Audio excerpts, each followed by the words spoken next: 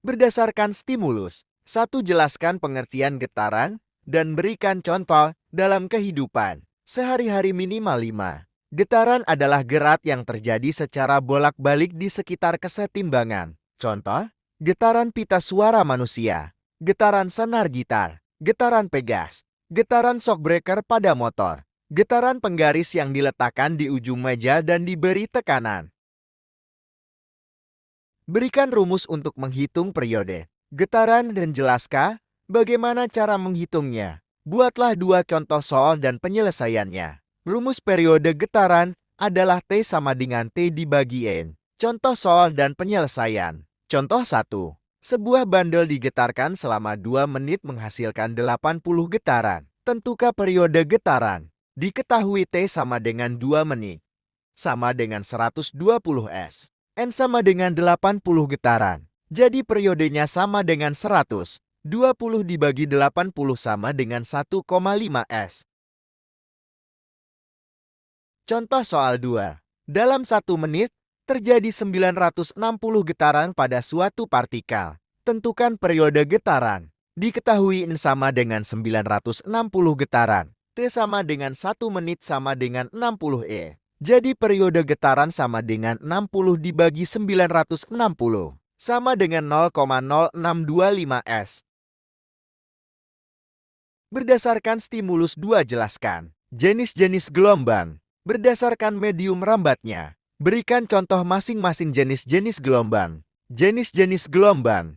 Gelombang mekanik adalah gelombang yang membutuhkan medium untuk memindahkan energi getarnya dari satu lokasi ke lokasi lain. Contohnya, gelombang tali, gelombang air, gelombang elektromagnetik adalah gelombang yang memancar tanpa media rambat yang membawa muatan energi listrik dan magnet. Contohnya gelombang radio, sinar X. Jelaskan perbedaan antara gelombang transversal dan gelombang longitudinal. Berikan gambarnya masing-masing.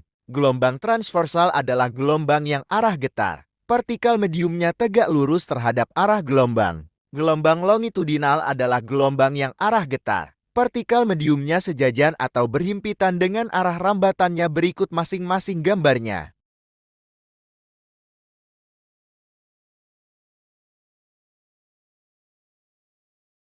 Sebuah gelombang tali mempunyai cepat rambat 20 meter per sekon. Jika panjang gelombang 4 meter, maka banyaknya gelombang yang terbentuk dalam waktu 5 sekon. Diketahui V sama dengan 20 ohm per sekon. Pi sama dengan 4 meter. T sama dengan 5 sekon. Ditanya banyaknya gelombang atau M. Jawaban silakan lihat di layar.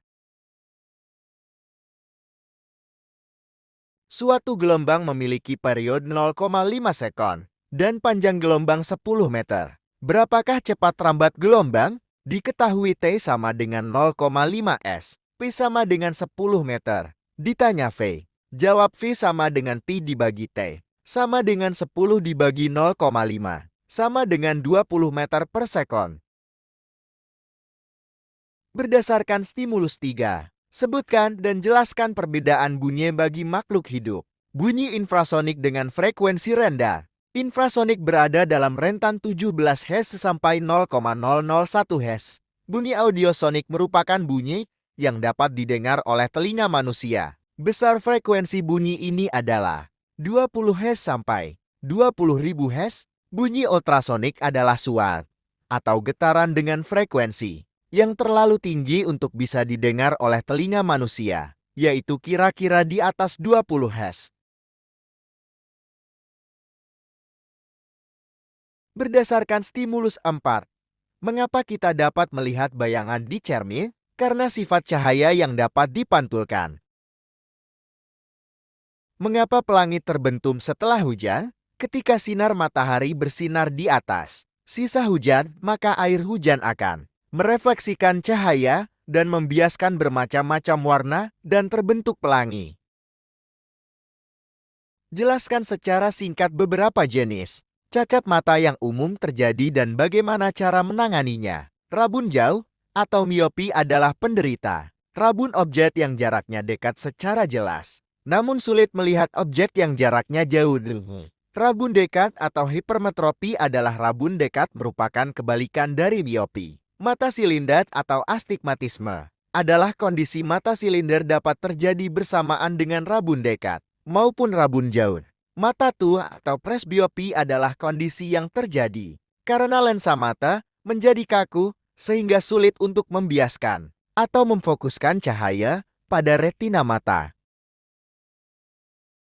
Cara mengatasi cacat mata, hipermetropi atau rabun dekat. Cara mengatasi memakai kacamata berlensa positif, miopi atau rabun jauh. Cara mengatasi memakai kacamata berlensa negatif, presbiopi. Cara mengatasi menggunakan kacamata berlensa rangkap yaitu kacamata cembung atau cekung. Astigmatisme. Cara mengatasi menggunakan kacamata berlensa silinder.